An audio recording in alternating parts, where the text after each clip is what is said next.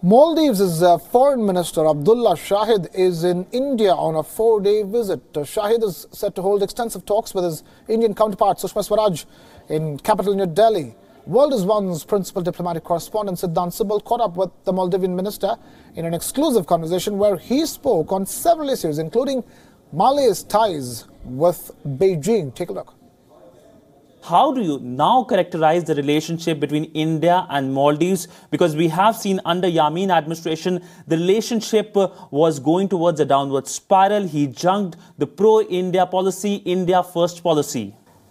The opportunity that I had to receive Prime Minister Modi at the airport and his arrival at the stadium where President Solih took oath of office. The warmth with which the people of Maldives received Prime Minister Modi on his arrival characterized the new era that we are launching ourselves in the Maldives-Indo relationship. The meeting after the oath-taking ceremony between President Solih and Prime Minister Modi was characterized by warmth, by closeness, and by sincerity.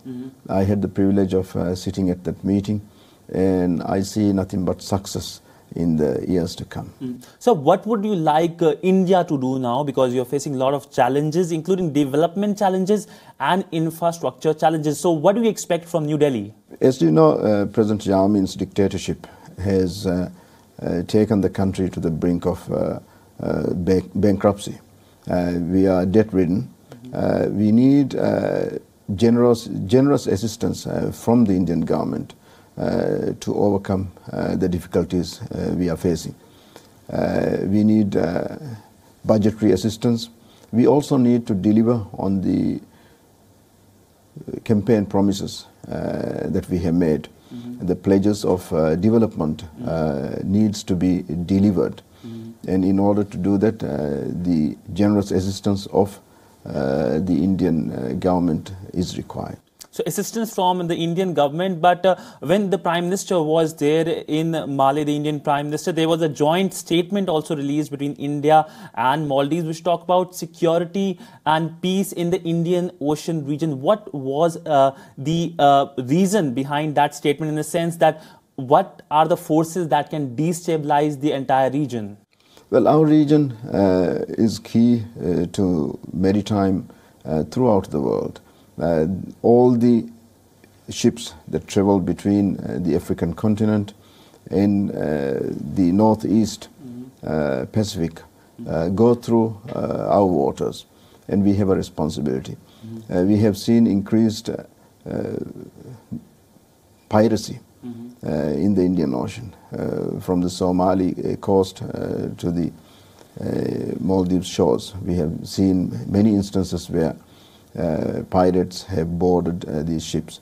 We also have seen increased tension within the Indian Ocean, be it rivalry between neighboring countries or rivalry between Indian Ocean interested countries. We need to simmer it down.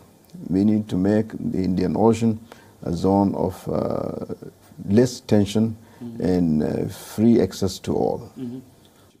So one of the key things Yamin did was to restrict Indians to come to Maldives. There were considerable visa restrictions put in place. Work permits were not being given to Indians. So how will you reverse this policy? When I meet my counterpart tomorrow, I'm going to discuss with her on easing of visa restrictions, both for Maldivian nationals as well as the Indian nationals. I think both our countries need to come to an agreement on visa easing, and I'm also hoping that we will be able to sign a new agreement during President Solih's visit in December. So he's coming in December. I mean, what will the focus of his visit of your president, the new president, Mr. Solih? The new president will bring a message of goodwill, of returning of Maldives' Indo relationship to normalcy, that we recognize the long-standing friendship and generosity of the Indian government and people. That will be the message that President Saleh would be bringing to India. So no discussion with Maldives is like over without talking about China.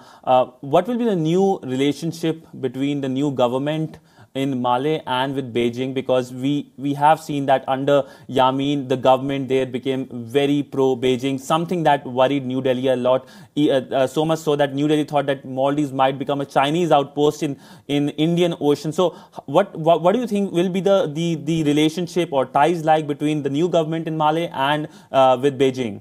I think President Yamin tried to play India against China and China against India, and he wanted to be the puppet master.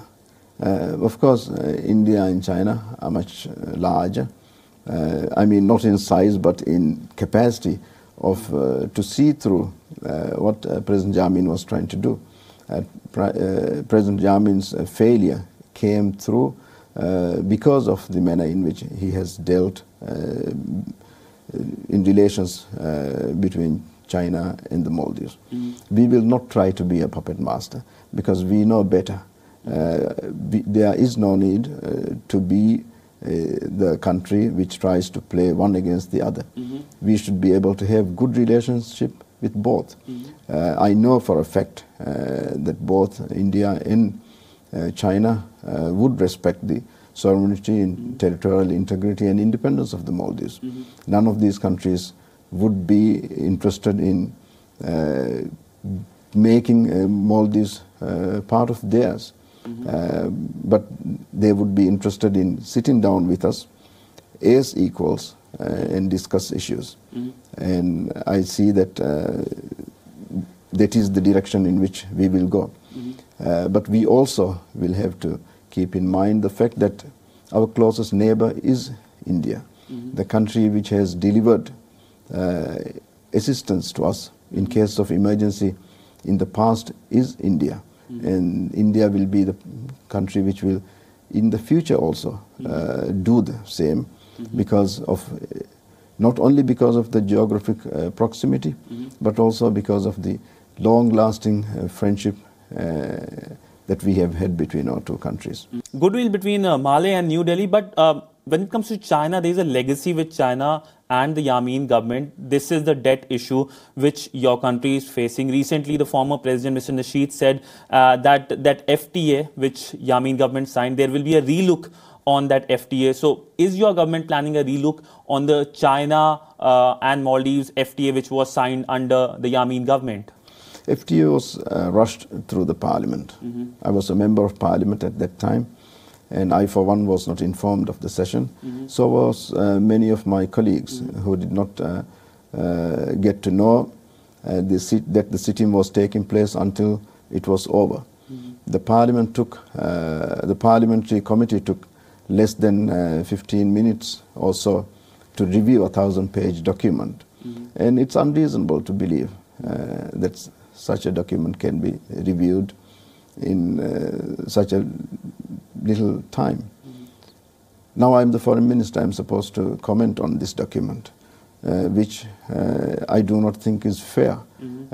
So I will have to get my officials to go through the document and advise the government. I will have to get the new Attorney General to have a look at it. And it's only fair that we go into something, an agreement of that nature, of that importance, after knowing exactly what is in black and white.